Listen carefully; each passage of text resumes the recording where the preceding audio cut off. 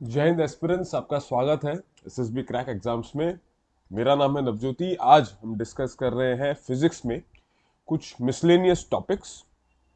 ये ऐसे टॉपिक्स हैं जिनसे क्वेश्चंस भले ही कम आते हो लेकिन आसान है समझने को, और मैं चाहूंगा कि इनमें आप एक भी मार्क लूज ना करें। ठीक है, चलिए। तो इसमें क्या क्या टॉपिक्स हम पढ़ने वाले हैं उस पर एक नजर मारते हैं। हम पहले पढ़ेंगे हीट ट्रांसफर क्या होता है। ठीक है, we will understand what is heat transfer.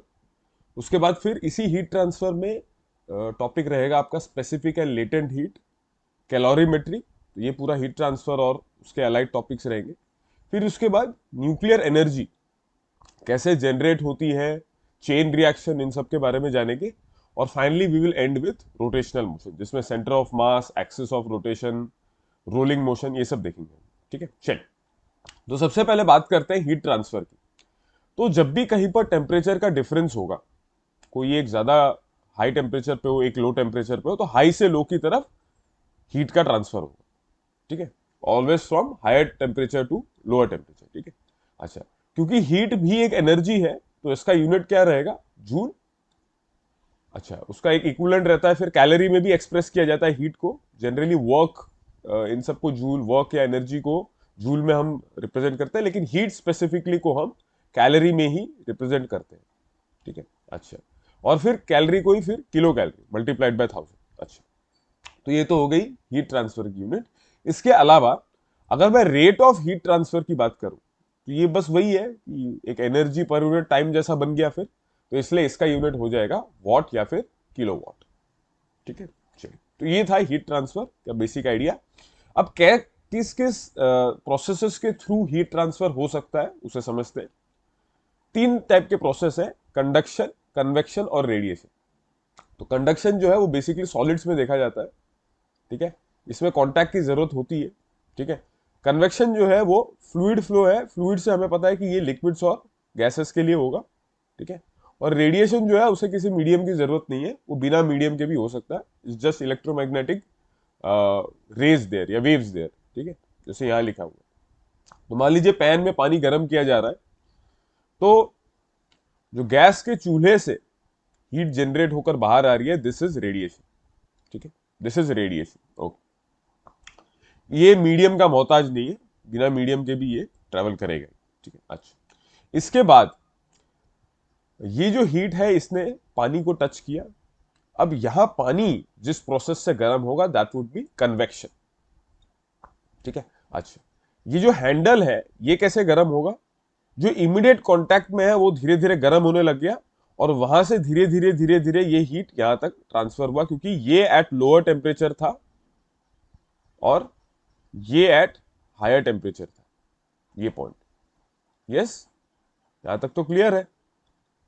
और क्योंकि हायर से लोअर ट्रैवल करता है तो विथ कांटेक्ट वो चला गया वहां तक। अच्छा, पानी जिस तरीके से गर्म हो रहा है उसे समझते हैं। बड़ा इंटरेस्टिंग सा प्रोसेस है कि जो इमीडिएट कांटेक्ट में पानी है, जो पैन के जस्ट लोअर लेवल पे जो पार्टिकल्स हैं, एकदम सबसे नीचे जो एकदम इमीडिएट कांटेक्ट में है, वो सबसे पहले गर्म होंगे और वो गर्म होके ऊपर चले जाएंगे, क्योंकि उनकी अपनी काइनेटिक एनर्जी बढ़ जाएगी, टेम्परेचर के साथ बढ़ेगा वो।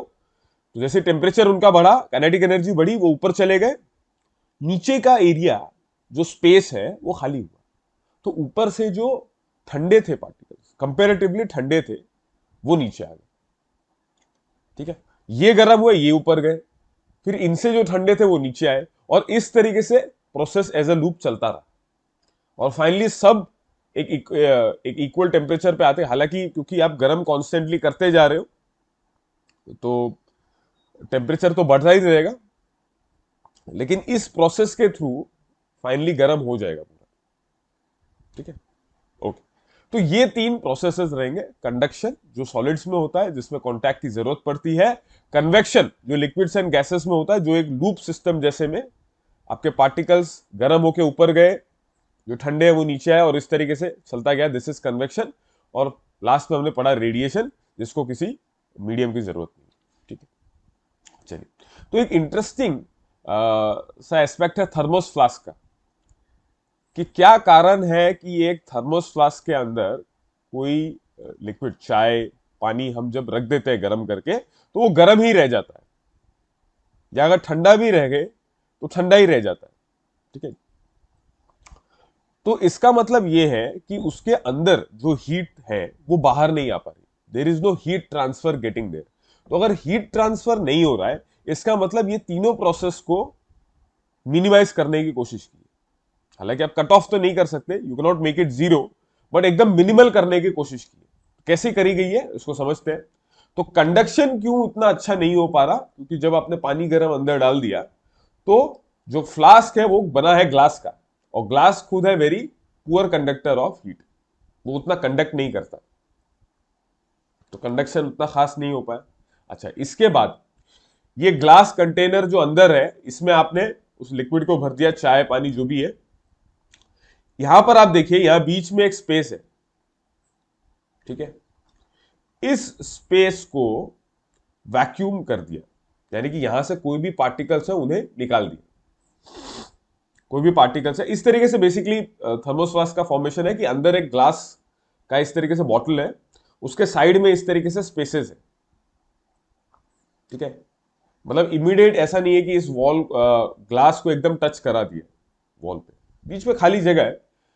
तो ये जो खाली जगह है इसमें हवा भी नहीं रखी है, तो अगर पार्टिकल्स ही नहीं है तो कन्वेक्शन होगा ही नहीं।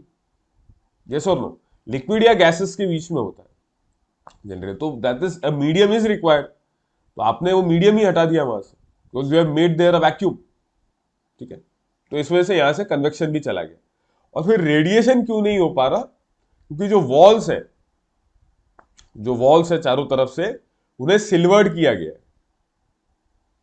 तो सिल्वर्ड करने से फिर रेडिएशन आगे ट्रांसफर नहीं होगा, हीट जो है वो लूज नहीं होगा रेडिएशन से। ठीक है, तो ये है थर्मोस्प्लास। क्यों इसमें टेम्परेचर सेम रह जाता है काफी वक्त तक, क्यों एक गर्म चीज इसमें गर्म ही रह जाती है काफी टाइम तक, यही कारण है कि जो तीनों प्रोसेस हीट ट्रांसफर के हैं वो एकदम मिनिमल कर दिए गए, कंस्ट्रक्शन उसका इस तरीके से। ठीक है, आगे बढ़ते हैं। स्पेसिफिक हीट, तो स्पेसिफिक हीट का वैसे मतलब ये है, एक पर्टिकुलर सब्सटेंस के लिए डिफाइंड होता है ये, उसमें कितना हीट मैं डालूं एक पर्टिकुलर सब्सटेंस में, जिससे उसका करंट टेम्परेचर जिस पर भी वो है वो 1 डिग्री सेल्सियस से बढ़ जाए for a unit mass of it. उसका मान लीजिए आपने यूनिट मास में कोई 1 किलो ले लिया। ठीक है, आपने हीट दिया, मान लीजिए 25 डिग्री सेल्सियस पे वो था पहले, तो 26 डिग्री सेल्सियस बनाने के लिए मैंने कितना हीट डालना है, दैट इज स्पेसिफिक हीट। ठीक है, एक एग्जांपल से इसको समझते हैं। पानी जो होता है हमारे पास, उसका स्पेसिफिक हीट बहुत ज्यादा होता है, यानी कि उसके अंदर 1 डिग्री सेल्सियस टेम्परेचर बढ़ाने के लिए मुझे बहुत हीट डालना पड़ेगा। और यही कारण है क्यों एक आयरन स्मिथ, जो लोहे का काम किया जाता है, जब लोहा मेल्ट होता है और उसके बाद उसको पानी में क्यों डालते हैं,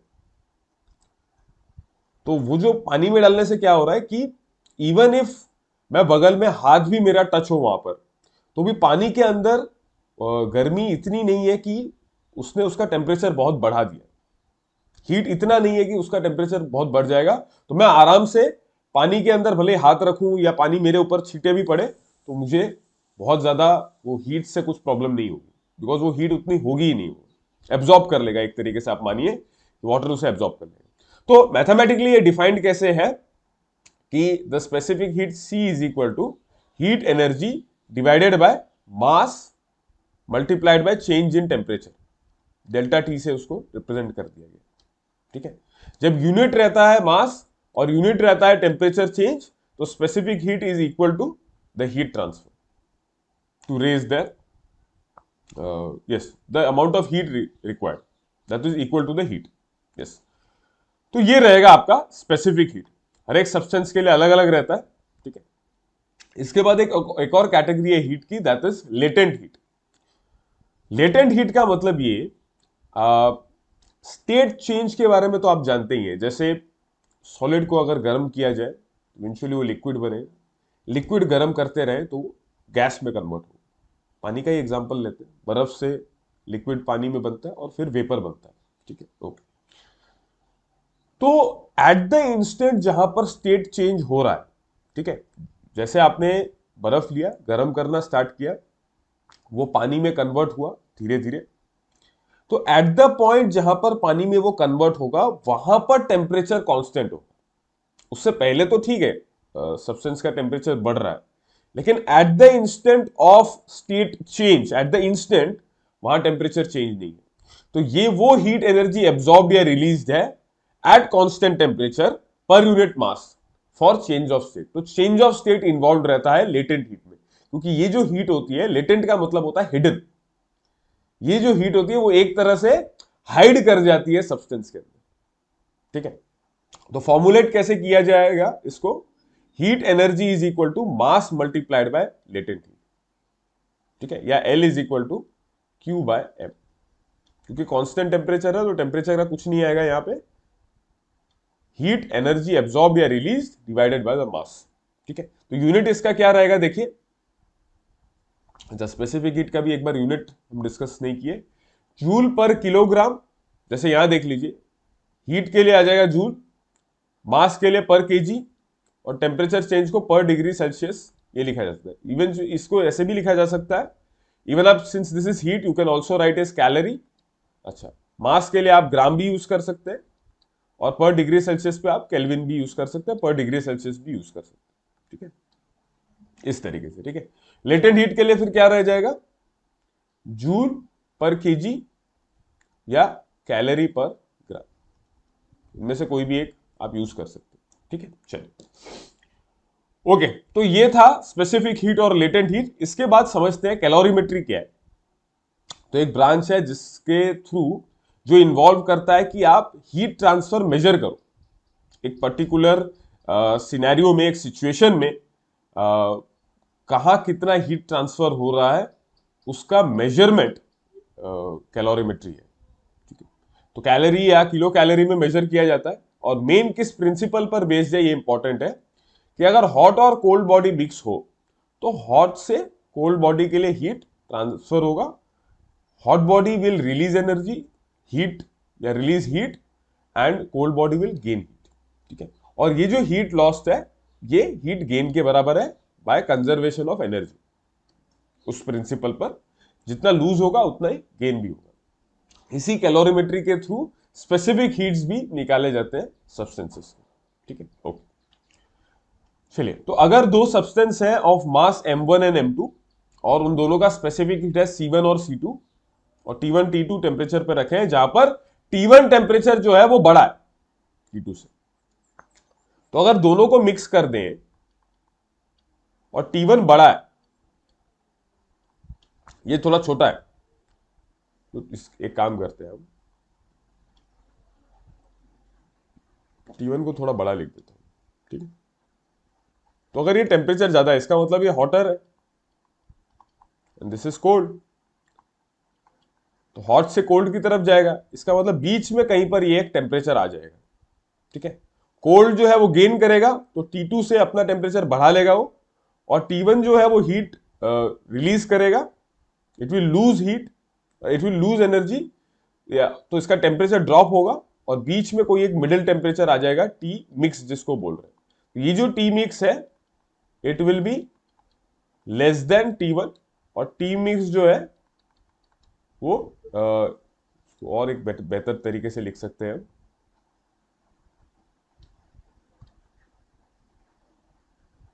T2 से बड़ा होगा आपका टी मिक्स और T1 से कम हो, ये आप ध्यान रख सकते हैं, ठीक है।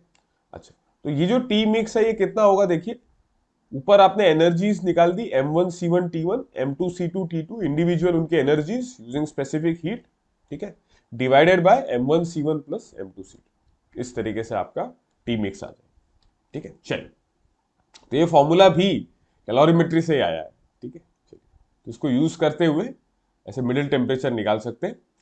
चलिए, अब बात करते हैं हम, यहां तक heat transfer, latent heat, specific heat, calorimetry हमने देख लिया। अब समझते हैं न्यूक्लियर एनर्जी। सो न्यूक्लियस, एटम के अंदर वो पोर्शन जो बहुत छोटा होता है उसकी वॉल्यूम का, ऐसा कहा जाता है कि अगर क्रिकेट पिच आपका एटम है, क्रिकेट का पिच 22 यार्ड का अगर एटम है, तो उसके बीच में अगर आप एक पिन अगर उसमें आप इंसर्ट करो, तो ये पिन है न्यूक्लियस का साइज, इतना छोटा हो जाता है वॉल्यूम के कंपैरिजन में, ठीक है। तो इसके अंदर आपके प्रोटॉन्स और न्यूट्रॉन्स रहते हैं, और ये इतना कंसंट्रेटेड है कि इसके थ्रू जो एनर्जी रिलीज होती है बहुत ज्यादा होती है compare to any chemical reaction, ठीक है।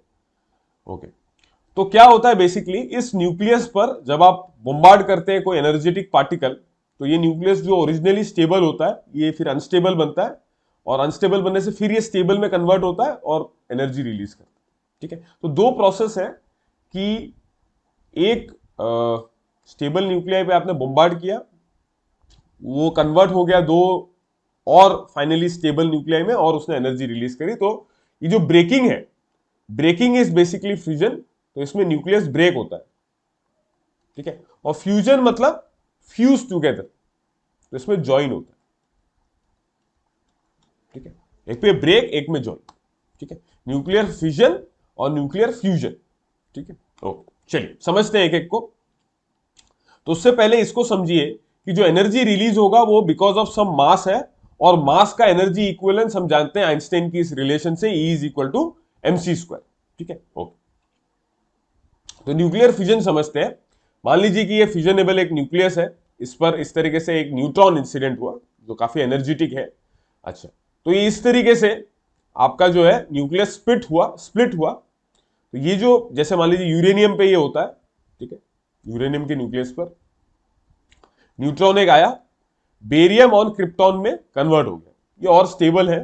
तो ब्रेक होने से देखिए, कोई भी चीज होगी, केमिकल रिएक्शन क्यों होता है, क्योंकि जो रिएक्टेंट है उससे प्रोडक्ट्स ज्यादा स्टेबल होते हैं। तो everyone wants to get into stability, stable होना चाहते हैं सब, मिनिमम एनर्जी पे आना चाहते हैं कि खुद का एनर्जी सबसे कम खर्च हो और वो बन पाए। तो उसके लिए वो क्या करेंगे, कुछ भी करेंगे, मतलब वो जो भी प्रोसेस हो रहा है उसमें अप्रोच यही है कि आप स्टेबिलिटी की तरफ जा रहे हैं, ठीक। तो न्यूट्रॉन ऐसे यूरेनियम पे आया, बेरियम और क्रिप्टॉन बना, और 3 extra neutron with some energy वो रिलीज किया। अब इनिशियल जो रिएक्शन है उसको देखिए कि इंसिडेंट एक न्यूट्रॉन आया, न्यूक्लियस पे टकराया। अब यही 3 न्यूट्रॉन जो फिर निकले, ये फिर उसी न्यूक्लियस पे टकरा सकते हैं। तो ऐसे आप देखिए, फिर हर एक में अलग फिर 3 3 3 निकलेंगे, फिर इस तरीके से आपका न्यूक्लियर फिजन में एक चेन रिएक्शन शुरू हो जाएगा, ठीक है। तो 3 टाइम्स 3 और न्यूट्रॉन्स बनाएगा और प्लस एनर्जी रिलीज होगा, ठीक है। ओके, चलिए, सो इसमें चेन रिएक्शन है कि as a product and further take part in the nuclear fusion reaction, then a chain of fusion reaction starts taking place, ठीक है। ओके, तो दो टाइप्स हैं कि इसी चेन रिएक्शन को अगर मैं कंट्रोल कर लूं, तो इस तरीके से मैं बहुत सारा एनर्जी रिलीज कर सकता हूं, और वो न्यूक्लियर रिएक्टर में होता है, ठीक है।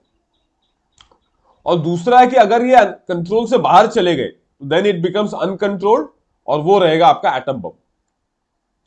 जो बॉम्ब्स हैं आपके, वो फिर अनकंट्रोल्ड हो गए, ठीक है। और वही कि nuclear chain reaction releases several million times more energy, chemical reaction, ठीक है। तो ये था न्यूक्लियर फ्यूजन। अब फ्यूजन के बारे में बात करते हैं कि इसमें दो और दो से ज्यादा न्यूक्लियस जुड़ेंगे एक स्टेबल न्यूक्लियस बनने के लिए। तो इस तरीके से ये देखिए, हाइड्रोजन का न्यूक्लियस इस तरीके से एडअप हुआ, हीलियम का न्यूक्लियस बनाया इसने, ठीक है। और प्लस एक न्यूट्रॉन भी रिलीज हुआ, एक हाइड्रोजन का इससे आइसोटोपिक निकला, और plus 21.6 mega electron volt energy release हुई। तो ये जो है मेगा इलेक्ट्रॉन वोल्ट, ये भी एक एनर्जी का ही यूनिट है। तो मैं आपको समझाता हूं, मेगा तो वो तो आप जब 10 लाख से मल्टीप्लाई करते हो, जैसे 10⁶ से मल्टीप्लाई करते हो, तो वो मिलता है। इलेक्ट्रॉन वोल्ट समझते हैं, हमें ये पता है कि वोल्टेज जो होता है that is voltage is work done by the charge, ठीक है, इन अ पर्टिकुलर चार्ज मूविंग, और उसमें कितना वर्क डन लग रहा है, ठीक है। इस वर्क डन को मैं इक्विवेलेंट मान सकता हूं एनर्जी के जो यूज होगा डिवाइडेड बाय चार्ज। अगर इलेक्ट्रॉन की बात करी जाए, तो वोल्टेज मल्टीप्लाइड बाय उसका अपना चार्ज कितना होता है एक इलेक्ट्रॉन का, ई। तो ये जो ई इंटू वी है, एक इलेक्ट्रॉन का चार्ज और 1 वोल्ट का पोटेंशियल डिफरेंस, सो उससे जो वर्क डन हुआ, जो एनर्जी नहीं हुई, जो वहां पर एनर्जी का टर्म आया, this is what is electron volt. ठीक है, तो जब न्यूक्लियर एनर्जी की बात करते हैं तो उसे हम इलेक्ट्रॉन वोल्ट में मेजर करते हैं, और क्योंकि ये फिर ज्यादा है तो फिर mega electron volt unit use होता है। ठीक है, तो ये यूनिट ध्यान रखना है आपको फॉर न्यूक्लियर एनर्जी। तो जो हाइड्रोजन बॉम्ब होता है वो न्यूक्लियर फ्यूजन में भी it's based on nuclear fusion. तो हमने देखा था एटम बम जो है वो फ्यूजन पर बेस्ड है, कि टूट टूट कर चेन रिएक्शन हो रहा है, और हाइड्रोजन बॉम्ब में वो जुड़ता जा रहा है। ठीक है, तो 100% है कि प्रोडक्ट में कुछ ऐसा होगा जो फिर से रिएक्शन शुरू कर they again with the reactive. ठीक है, अच्छा, और सन की जो एनर्जी है वो ऐसे ही है, सोर्स यही है कि वहां न्यूक्लियर फ्यूजन होता है, हीलियम का न्यूक्लियस बनता रहेगा। ठीक है, फ्यूजन हो गया। तो ये था इन न्यूक्लियर एनर्जी। इसमें हमने समझा कि दो प्रोसेस है, फ्यूजन और फ्यूजन, और फिर चेन रिएक्शन के बारे में भी हमने देखा। चलिए अब बात करते हैं रोटेशनल मोशन की, कि बॉडी कोई रोटेट कर रही है तो उसमें किस तरीके का मोशन रहता है। तो उसको स्टडी करने के लिए सबसे पहले जो इंपॉर्टेंट कॉन्सेप्ट आपको ध्यान रखना है, दैट इज सेंटर ऑफ मास। तो इसको ऐसा मान सकते हैं कि वो पॉइंट एक पर्टिकुलर बॉडी का जहां पे पूरा मास आप कॉन्सेंट्रेट करके मान सकते हो, या इस तरीके से जैसे एक उंगली पे बैलेंस करके देखा गया, तो इस पॉइंट को माना जा सकता है कि this could be somewhere where centre of mass of that object is based. तो ये क्यों कॉन्सेप्ट आया, तो इसका फायदा क्या है कि बहुत सारे फोर्सेस अगर एक्ट कर रहे हैं बॉडी पे अलग अलग जगहों पे, तो मैं मान के सकता हूं कि सारे फोर्सेस का इक्विवेलेंट इस पॉइंट पे एक्ट कर रहा है। ठीक है, तो ये पार्टिकल इक्विवेलेंट है, ताकि हम उस पर फिर न्यूटन्स लॉज ऑफ मोशन लगा पाए। ठीक है, पूरे बॉडी को फिर मैं एक उसका पार्टिकल मान सकता हूं। बॉडी में अलग अलग, जैसे मैंने बताया, अलग अलग जगह फोर्स लग रहे हैं, लेकिन इस पॉइंट पर मैं मान सकता हूं कि इस पॉइंट पे ही सारे फोर्स लग रहे हैं, और सारे फोर्सेस का मैं रिजल्टेंट ले लूंगा। ठीक है, ओके, चलो, तो ये है सेंटर ऑफ मास। यहां इस केस में जो उंगली पे बैलेंस किया, this is actually centre of gravity, because यहां वेट को आप बैलेंस कर रहे हो, you are not balancing mass है। ठीक है, लेकिन समझने के लिए आप इस तरीके से इक्विवेलेंस समझ सकते हैं, इस तरीके से। ओके, अच्छा, इसके बारे में जानते हैं कि क्या प्रॉपर्टीज रहती है इसके सेंटर ऑफ मास की। तो शेप, साइज और मास के डिस्ट्रीब्यूशन पर डिपेंड करता है, किस तरह का शेप है, साइज कैसा है, और मास किस तरीके से डिस्ट्रीब्यूटेड है। मतलब अगर एक साइड पार्ट में ज्यादा मास है और एक पर्टिकुलर पार्ट में बॉडी के मास कम है, तो सेंटर ऑफ मास आपका उस साइड होगा जहां मास ज्यादा है। ठीक है, कि वहीं से आपको पूरे को बैलेंस आउट करना है, आप विजुअलाइज बस बैलेंसिंग पे करिए। ठीक है, अच्छा, जरूरी नहीं है कि सेंटर ऑफ मास ऑब्जेक्ट के अंदर ही हो। जैसे मान लेते हैं एक रिंग के बारे में,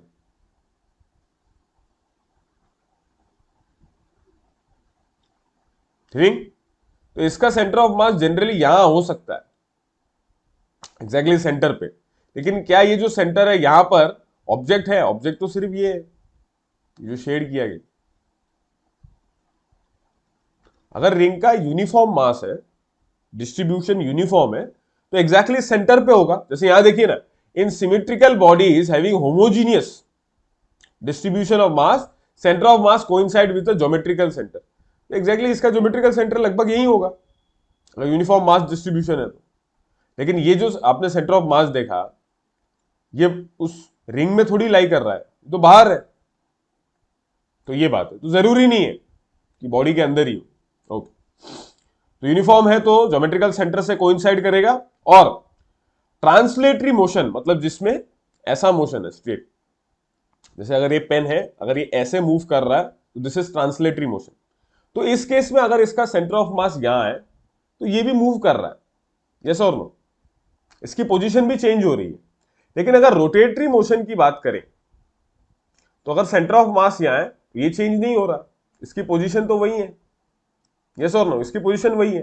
तो ये रोटेटरी मोशन में इसलिए बड़ा इंपॉर्टेंट टॉपिक बन जाता है, क्योंकि इसका पोजीशन सेम रहता है, इवन इफ वहां रोटेशन हो रहा है, सेंटर ऑफ मास का पोजीशन सेम रहेगा। ठीक है, ओके, चलिए, तो ये था बात सेंटर ऑफ मास की। इसके बाद बात करते हैं कि रोटेशन और ट्रांसलेशन में क्या है। तो रोटेशन मतलब if each particle of the body undergoes the same displacement in same direction, तो ये होता ही है ट्रांसलेटरी मोशन में। अच्छा, रोटेशन मोशन मतलब हर पार्टिकल जैसे रोटेट कर रहा है, तो every particle is moving in a circle, और इस ये जितने सर्कल्स बनेंगे इनका जो सेंटर होगा, इनको अगर मैं ज्वाइन कर दूं तो एक लाइन बनेगी। इस लाइन, ये लाइन कहलाएगी एक्सिस ऑफ रोटेशन, कि इसके अबाउट ही रोटेशन हो रहा है। इसको एक फिक्स एक्सिस मान लिया, इसके अबाउट रोटेशन हो रहा है। और इस पर क्या है कि हर पार्टिकल जो मूव कर रहा है वो एक सर्कल बनाएगा और इस सर्कल का सेंटर उस एक्सिस ऑफ रोटेशन पे लाई करेगा। ठीक है, चलिए। अच्छा, इसके साथ और क्या क्या टर्म्स है, जैसे रोटेशन मोशन में फिर आपका जो डिस्प्लेसमेंट है वो एंगुलर डिस्प्लेसमेंट हो जाएगा, दैट इज एंगल थीटा के रिस्पेक्ट में आप देखेंगे। ठीक है, एंगुलर वेलोसिटी हो जाएगी आपकी फिर D theta by d T. Displacement angular, इसकी यूनिट रहती है रेडियन। ठीक है, वो एंगल हम रेडियन में मेजर करते हैं। ठीक है, as a displacement. Okay, omega जो है वो d theta by d t हो जाएगा, और फिर एक्सेलरेशन अल्फा से रिप्रेजेंट होता है, this is D omega by d T. तो यूनिट क्या हो जाएगा इसका, रेडियन पर सेकेंड, और इसका हो जाएगा रेडियन पर सेकेंड स्क्वायर। ठीक है, तो जैसे लीनियर मोशन में हमने पढ़ा था, मोशन लॉज ऑफ मोशन में हमने देखा था वेलोसिटी, स्पीड, एक्सेलरेशन, तो यूनिट्स वैसी ही हैं, बस पैरामीटर्स यहां थोड़े अलग हो गए। डिस्प्लेसमेंट की जगह एंगुलर डिस्प्लेसमेंट हो गया, वेलोसिटी एंगुलर वेलोसिटी हो गया, और एक्सेलरेशन एंगुलर एक्सेलरेशन हो गया। चलिए आगे बढ़ते हैं। हाँ, मास इक्विवेलेंट जो रहेगा that would B moment of inertia. तो मोशन स्टडी करने के लिए जो हम रोटेशन मोशन जो हम स्टडी करेंगे उसमें मास की जगह आ जाएगा मोमेंट ऑफ इनर्शिया। ठीक है, और ये होता है tendency to resist rotational motion. Rotational motion में एक बड़ा इंपॉर्टेंट पैरामीटर आता है, दैट इज कि रोटेशन एक्सिस ऑफ रोटेशन से कितनी दूर हो रहा है, या पार्टिकल कितनी दूर है एक्सिस ऑफ रोटेशन से। So that is represented by this r's. तो अगर सारे पार्टिकल्स के masses multiplied by their distances square from the axis of rotation, इसका प्रोडक्ट कर करके अगर मैं सम कर दूं तो this will give me moment of inertia of the body. और इसको इक्विवेलेंटली ऐसे लिखा जा सकता है, total mass multiplied by distance. इस आर को फिर ये आर कहलाएगा रेडियस ऑफ गायरेशन, और ये बेसिकली क्या है, सारे डिस्टेंसेस का स्क्वायर का सम का एवरेज का स्क्वायर, उस तरीके से कुछ वैसा कुछ बन जाता है। ठीक है, आप याद करने का पार्ट आपके लिए कितना है, एक तो ये कि मोमेंट ऑफ इनर्शिया ये मास इक्विवेलेंट है रोटेशन उसमें, क्योंकि रोटेशन में कितना पार्टिकल दूर है एक्सिस ऑफ रोटेशन से वो बड़ा महत्व रखता है कोई भी चीज की कैलकुलेशन में। तो यहां पर भी मोमेंट ऑफ इनर्शिया में वो आर आएगा, and that would be m r square. ठीक है, total mass multiplied by r square. ठीक है, यूनिट क्या हो जाएगी, केजी इंटू मीटर स्क्वायर। चलिए, एक थ्योरम है पैरेलल एक्सिस थ्योरम, तो इसका कहां काम आता है इस एक्सिस को। हाँ, तो इसका काम कहां है वो देखिए, कि अगर सेंटर ऑफ मास से जो मोमेंट ऑफ इनर्शिया क्रिएट हुआ दैट, उसको मैं आईसीएम लिखूं, और उसके बगल में कोई एक दूसरे एक्सिस के अबाउट में मोमेंट ऑफ इनर्शिया निकाल रहा हूं, कि अगर यहां से रोटेशन स्टार्ट हो तो मोमेंट ऑफ इनर्शिया बॉडी का क्या होगा। तो आईसीएम से जो बनेगा वो plus mass of the body जो कि m है, इनटू इन दोनों के बीच का डिस्टेंस, इन दोनों एक्सिस के बीच का डिस्टेंस का स्क्वायर। तो ये आपको moment of inertia about this new axis दे देगा जो हमने अभी नया बनाया, सेंटर ऑफ मास वाला moment of inertia plus mass of the body multiplied by distance between them का स्क्वायर। तो ये पैरेलल एक्सिस में इसका काम आता है जब हम मोमेंट ऑफ इनर्शिया निकालेंगे of any other axis than the centre of mass. ठीक है, चलिए, तो कुछ बॉडीज के लिए देख लेते हैं। जैसे रिंग के लिए जो फॉर्मूला रहता है, अगर परपेंडिकुलर टू द प्लेन है तो that is m r square. ये सारे आपको याद रखने, अगर डायमीटर के अबाउट है तो आधा हो जाएगा। ठीक है, सिमिलरली अगर एक रॉड एल लेंथ की बात करें तो that is m l square by 12। अच्छा, इसमें इंपॉर्टेंट आपका रिंग और डिस्क रहेगा। ठीक है, मोस्ट इंपॉर्टेंट ये रहेंगे। ठीक है, हालांकि याद आप सारे ही कर लेना। ओके, तो डिस्क के लिए एम आर स्क्वायर बाय 2 रहेगा। ठीक है, about an axis perpendicular. Ring के लिए एम आर स्क्वायर था, इसके लिए एम आर स्क्वायर बाय 2। और सर्कुलर डिस्क रेडियस आर अगर डायमीटर के अबाउट है तो उसका और आधा हो जाएगा। तो इसमें एक चीज याद रखिए, रिंग और इसमें जब डायमीटर के अबाउट करेंगे तो दोनों में ही मोमेंट ऑफ इनर्शिया आधा हो जाएंगे फॉर द परपेंडिकुलर पार्ट, उसके आधे हो जाएंगे। हॉलो सिलेंडर के लिए एम आर स्क्वायर, अंदर अगर खाली है तो, और अंदर अगर भरा हुआ है सॉलिड है तो एक्सिस के अबाउट mr² हो जाएगा, आधा हो जाएगा मोमेंट ऑफ इनर्शिया। और सॉलिड स्फीयर के लिए होता है 2/5 mr² अबाउट डायमीटर। तो मतलब किसी भी डायरेक्शन में आप लीजिए, दैट वुड बी 2/5 mr², जो भी सेंटर से उसके पास हो रहा है स्फीयर के। ओके, तो ये सारी बातें आपको याद रखनी है। ये सारे बॉडीज के लिए, रिंग, डिस्क, सिलेंडर, स्फीयर, इनके लिए याद रखना है। ठीक है, चलिए हम कंपेयर कर लेते हैं कि लीनियर और रोटेशनल में क्या सिमिलरिटी है। तो अगर लीनियर आपको अच्छी तरह से ध्यान है तो रोटेशनल में फॉर्मूला बनाने में कोई ज्यादा दिक्कत आएगी ही नहीं। डिस्प्लेसमेंट एक्स हो जाएगा थीटा, ये मैंने बताया था आपको। वेलोसिटी हो जाएगा D theta by d T. Acceleration हो जाएगा D omega by d T. ठीक है, मास रिप्लेस हो जाएगा मोमेंट ऑफ इनर्शिया से, फोर्स रिप्लेस हो जाएगा टॉर्क से। ये भी हम देखेंगे। सेकेंड लॉ ऑफ न्यूटन से मास इंटू एक्सेलरेशन आया, यहां मास की जगह आ जाएगा मोमेंट ऑफ इनर्शिया और एक्सेलरेशन की जगह आएगा angular acceleration alpha. Work f d s यहां हो जाएगा फोर्स की जगह torque, torque multiply by d s की जगह डी थीटा। अच्छा, काइनेटिक एनर्जी हाफ mv², यहां हाफ आई ओमेगा स्क्वायर हो जाएगा। Power force into velocity, torque force की जगह टॉर्क, वेलोसिटी की जगह angular velocity. Linear momentum P is equal to mass into velocity I into omega. तो ये सारे अभी हम देखेंगे। दो एक चीजें और देखनी है हमको, टॉर्क और एंगुलर मोमेंटम। ठीक है, नए टॉपिक है। तो टॉर्क मतलब क्या कि फोर्स की क्या टेंडेंसी है एक बॉडी को रोटेट करने की। तो मैंने आपको बताया था कि एक्सिस ऑफ रोटेशन से, अगर यहां से एक बच्चा इस तरीके से इस स्विंग को इस तरीके से घुमा रहा है,